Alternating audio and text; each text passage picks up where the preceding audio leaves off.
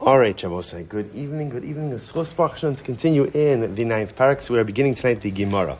Literally, that's where we left off, right at the start of the Gemara. So the Gemara says as follows: Minahani mili.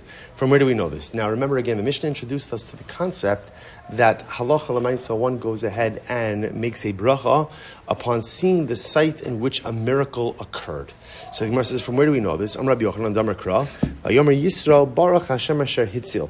So because the pasuk says, Yisro says to Moshe Rabbeinu, Baruch Hashem, blessed is God, Asher Hischil Eschem Miyad Mitzrayim or Miyad Ha'emori. Right? Thank you. Miyad Paro. So Yisro goes there and says, thank you, HaKadosh Baruch Hu, that you went ahead and you saved Klal Yisrael from the hands of Paro and from the hands of Mitzrayim. So the Gemara says, so the point over here is you see that Yisro is saying Baruch Hashem. So the Gemara is understanding Baruch Hashem is a bracha. So the idea over here is that you see that you make a bracha ultimately again over a miracle that has been performed.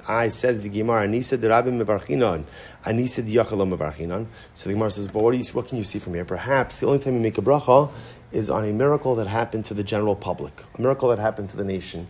But maybe a miracle that happened ultimately to the individual, you don't make a bracha. So the Gemara says, so remember again, because the Gemara is quoting that the source for this is Yisro. Yisro is making a reference to Yetzias Mitzrayim, which was a public miracle. So maybe only for a national public miracle you make a bracha, but for a personal private miracle you don't make a bracha. So the Gemara says, listen to this story. Vaha hu gavra dehava ka'azl be'ever yemina. There was a certain individual, and he was traveling in a place called Ever Yemina. That's the name of the place. Nafal ale aryeh. So what happened? A lion attacked him. I would say, it's not so crazy. It's actually this happened yesterday in California. There was a little boy that was attacked by a mountain lion. Incredible. Baruch Hashem, he was okay. He survived, but incredible. So the Gemara says over here, so there was a man who was attacked by a lion. So a miracle happened, and he was saved from the lion. So he came before Rava. In other words, why did he come before Rava? He came before Rava because essentially he was saying to Rava, what should I do with this? In general, I will say, when a person has been the beneficiary of miraculous circumstances, a person wonders, what do you do with this event? So he comes before Rava, what should I do with this salvation? Baruch sha'asa lineis b'makom hazeh. And Rava told the guy, listen, whenever you come to that spot, where you were saved from the lion, you should make a bracha. Baruch atah Hashem Elokeinu melech haolam, blessed are you, HaKadosh Baruch Hu, sha'asa lineis b'makom hazeh, performed for me a miracle in this place. So what do you see from here? You see from here that you do make a bracha even on a personal miracle. The Gemara tells another story. Mar Brei Ravina hava ka'azil bepiska da'arvos v'tzacha l'maya. So the Gemara tells the story. So one time Mar Brei Ravina, Mar the son of Ravina, was traveling in the piska da'arvos. And what happens? V'tzacha l'maya, he became very thirsty. So literally, Pisga de Arvos means he was traveling in the valley of Arvos. He became very thirsty, and there was no water. Is avid le nisa ivri le ena demaya ve'ishti. So a miracle happened, and a well was created for him, and he drank from the well. Incredible story. Vesuzim, another story. Vesuzim, another time. Hava ka'azal beristika de mechuza. So we'll say this is the same person. So Mar Brei Ravina. So the first story with Mar Brei Ravina was he was traveling, he was dying of thirst, miracle occurred, and HaKadosh Baruch Hu created a well. That's story one. Story two, another time he was traveling in Ristika de Mechuza, which is the marketplace in Mechuza. V'nafal alei gamla pritza. So what happened? Apparently a crazy camel. So I guess there are normal camels and there are crazy camels. Whatever, I guess a rabid camel. Again, I guess you know it if you see it, right? But Lamaisa, a rabid camel, came to attack him. So the Gemara says, Isparkile ashisa alagabe, and a hole, miraculously, a hole came about in the wall, and he was able to escape. So the idea over here is that, he escaped from the rabid camel. So we'll say, by the way, Mar Brei Ravina, two miracles: dying of thirst, a well created for him, and rabid camel, and he's saved. Alagabe. So he comes to Rava and he says, "No, Rava, what should I do?" So he said, "Alagabe kimat." So the Gemara says, I'm sorry. I should say alagava kimata la arvos. So whenever Mar Brei Ravina would come to Arvos, he would say, "Baruch sha'asa lineis ba'arvos." ubegamal kimatal riskita demechuza amar baruch asli neis begamal ubearvos. So also, so you see over here that Marbury Ravina, whenever he would come to these places where the miracle occurred, he would make a bracha. So the problem is we have a contradiction, because the Mishnah makes it sound like the only time you make a bracha when you see a miraculous place is for a miracle that happened to the general public, to the nation, because the makar of that is Yisro. When Yisro comes and he hears about the miracles that happened to Klal Yisrael, he says Baruch Hashem. But yet you see from these stories that you should make brachos even on personal miracles. So which one is it? So this is incredible. Amri, Anisa derabim kuli am mechayev levruchei, Anisa diyochid iyu chayev levruchei. A very simple distinction. If you come to a place where a miracle happened for the general public, then everyone is obligated to make a bracha there. But if you have a personal miracle, you're obligated to make a bracha there, but no one else is obligated to. So you hear the distinction? So for example, again, we'll see some public miracle places in just a moment. So let's say, again, let's just use the Mishnah's example. If you come to the area of the Jordan River, where Klal Yisrael crossed underneath the leadership of Yoshua, that's a national miracle. The water split, that's a national miracle. Any yid who comes there makes a bracha. But let's say, you have cases like this, right? Chas v'shalom, a person's in a terrible car accident that could have been catastrophic, right? When they drive by that place, they say, Baruch she'asa li nes b'makom hazeh. Thank you, Hashem, for having performed the miracle for me in this place. Something miraculous happened to you. But again, that's only you, the beneficiary of the miracle, who makes the bracha there. No one else does. We'll see there may be an exception to that. It could very well be that one's children perhaps make a bracha in that place as well. But that, okay, we'll see that. That's a distinction. Yeah. Amen you say to every bracha, even if you're not obligated to make it.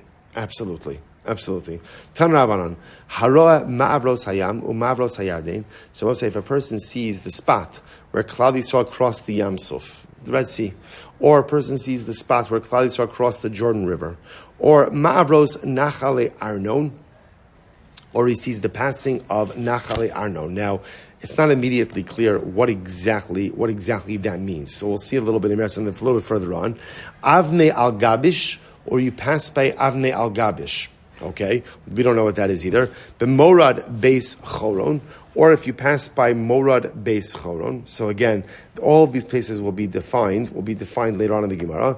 Ve'even shebikesh lizrok og melech habashan al Yisrael, or if you see the stone that Og, the king of Bashan, was ready to throw upon Klal Yisrael. Again, we're going to elaborate on all of these things. Ve'even sheyashav aleh Moshe b'shah she'asa Yoshua milchama ba'amalek. Or if you see the stone that Moshe Rabbeinu sat on during the war with Amalek. Remember again the war with Amalek, Parshas B'Shaloch. So remember again, Yoshua leads the army out. Moshe Rabbeinu sits on a stone, raises his hands. Klal Yisrael wins.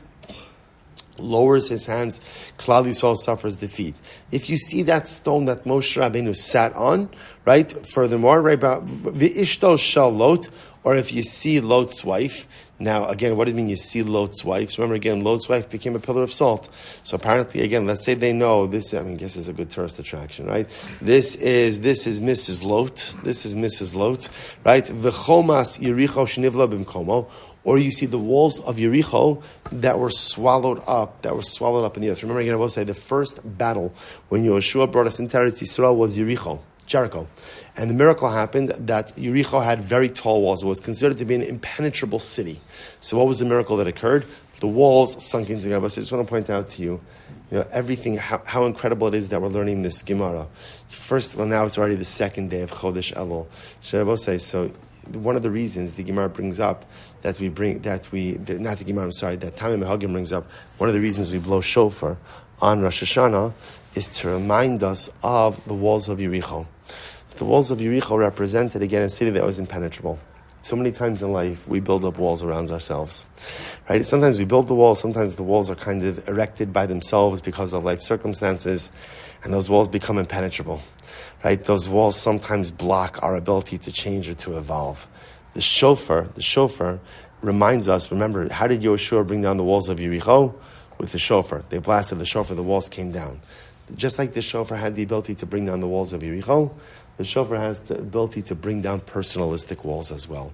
If you allow the sound to penetrate your neshama, ultimately, again, then the walls, the blockages are removed. Once the blockages are removed, no telling what one could accomplish. So just incredible how we're seeing this Gemara now. In the midst, ultimately, again, in the midst of this discussion in the beginning of Elul. So the Gemara goes right there. The Gemara says, so for all of these places, a person has to go ahead and give thanks to the Ribono Shel Olam. But yes. So this is being brought in the Brisa. So then the Tanaim at that time knew of these places if they were telling us to make them up. I don't know that it means that they knew exactly where these places were, or they were giving examples of things that if you were to see them, you would make a bracha. Like, I don't know that anyone knew the location of Eshes Lot. Right? Bepashtos, the pillar of salt that she was turned into disappeared long before. I think they're giving examples of if you were to come across something. So what is the example of something miraculous? So I think here's the difference. Remember, the Rambam writes in Hilchos Deos that the essence of our relationship with Hashem, what's the goal? Well, this is actually quite beautiful. He says the goal in life is to fall in love with HaKadosh Baruch Hu. Right? Essentially what the Rambam is saying is the greatest challenge we have in our relationship with Hashem is often like we just want to be friends. It's like HaKadosh Baruch Hu, I like you a lot, but I think we should see other people. I'm not really ready to settle down. I have some commitment issues. And the Rambam says when you keep HaKadosh Baruch Hu at a distance because of commitment issues, the relationship never progresses. The goal is to lose yourself in the emotion. The goal is to fall in love. So the Rambam says, how do you fall in love? How do you fall in love with HaKadosh Baruch Hu? So the Rambam says, nature. When you look at the beauty of the natural world, and you're amazed just by everything you see all around you, the Rambam actually says love of nature or appreciation of nature brings you ultimately again to falling in love with the Ribono Shel Olam. So it's interesting. I think what the Gemara is saying is like this. You might have thought, well, I don't know, looking up at the sky is miraculous. Watching a sunset is miraculous. So maybe a person, they watch us, right? You think about it. Maybe you watch a sunset and you say, Baruch she'asa li nes b'makom hazeh. So that I think the Gemara is giving examples of no. You only make that bracha on real, in other words, real out of the norm, supernatural type of events. So I don't know that they knew where the stone that Moshe Rabbeinu sat on, but they were giving examples. If you were to find that stone, right, so we were to find, right, here sat Moshe. If you were to find that, that's the type of thing you would make a bracha on. So the Gemara says, Bishlam Mavros Yam. So I understand the idea of the Yam. Suf Tichsiv, Vayavo'u b'nei Yisrael b'soch hayam bayabasha. Because the pasuk says, Klal Yisrael came into the water, came into the water and it turned to dry land. Mavros hayarden Tichsiv, Vayamdu ha'kohanim nosea aron bris Hashem b'charava b'soch hayarden. Hachein v'chol Yisrael ovrim b'charava ad asher tamu kol hagai la'avaras hayarden. Ella. So I will say, so again, the Gemara says, okay, I got it. I understand if you see the spot where Klal Yisrael crossed the Red Sea, you see the spot where Klal Yisrael crossed the Jordan, it makes sense. Those were miraculous events to make a bracha. Ela ma'avros nachale arnon minolan. So what is this ma'avros? What is this passing of the valleys of Arnon? What is that referring to? So we'll say this is actually quite beautiful. B'chsiv al kain yomar b'sefer mechamos Hashem es vahev basufa. So the pasuk says, therefore, it is said about the sefer, about the book of the wars of HaKadosh Baruch Hu, es vahev b'sufa. So what does that mean? So the Gemara says, Tana, es vahev b'sofa. There were two guys.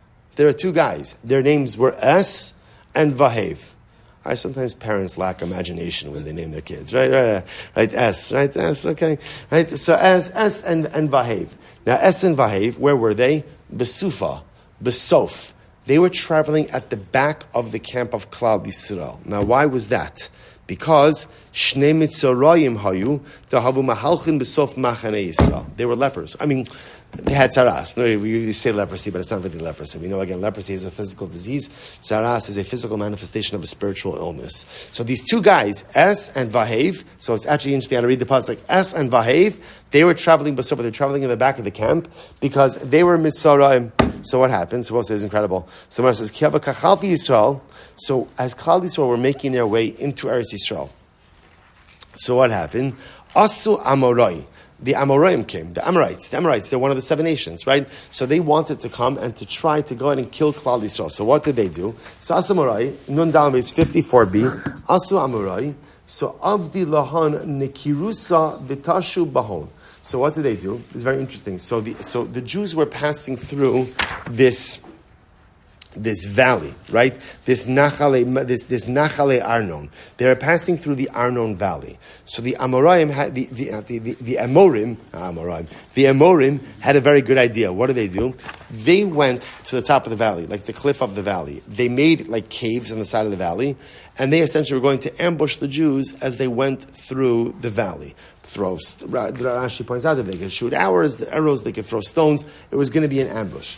Sorry. Turn too many pages. So the Gemara says, Avdi lahon kirusa v'tashu bahon amru ki chalfi Yisrael hacha naktelinun. So what happens? They said, when Klal Yisrael passes through the valley, we're going to kill them. This was the grand plan. V'lo havayadi de'aron havamaski kamal Yisrael.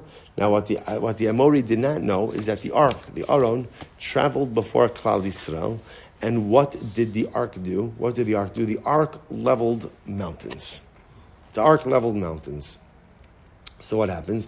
And the ark would level mountains in front of Klal Yisrael. So we'll say, so now what happens? You can imagine the scene. So the Jews are walking through the valley of Arnon. The Amori are hiding in the mountain sides, right, in order to ambush them. The Aron comes through. So what happens? As the ark was approaching, here's what happened. The two mountain sides, because there's the valley with the two, right, valley middle of two mountains. The mountains came together, crushing the Amorim in the middle, and then the Aron ended up leveling everything. Aron leveled everything. Now what happened? So the Gemara says, and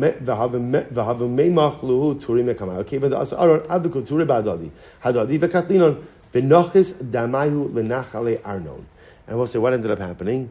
The blood of the Amori ended up going ahead and literally flowing into the Arnon stream. Now we'll say, now here's what's incredible. No one knew about this, right? Because the blood only was flowing. Klal Yisrael had already gone through. Who saw that the blood of the Amori was flowing through?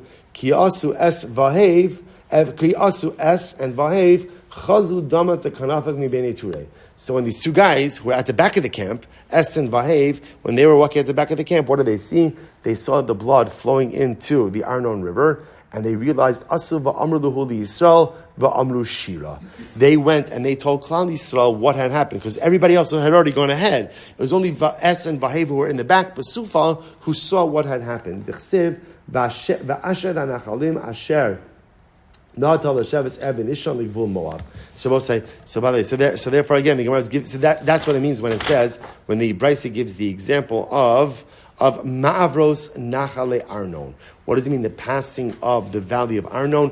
That refers again to that passage, to that miraculous event where the Amori were crushed between the mountains, mountain was leveled, the blood of the Amori flowed into the Arnon River. Es Vahev, they are the only two guys who saw it, and when they saw it, they told the rest of Klal Yisrael, and Klal Yisrael saw Shira. So therefore, again, if you were to pass by this area, you would recite the bracha, Baruch Sha'asa Lavasinu Neis B'makom Hazeh.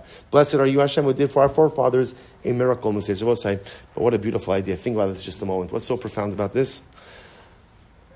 Two guys knew about this miracle, right? Two guys.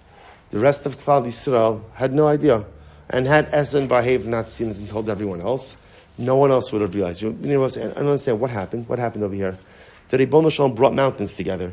He saved the entire nation from what could have been a catastrophic ambush. He changed the laws of nature. He brought mountains together, then leveled the mountains. And no one knew about it. No one knew about it.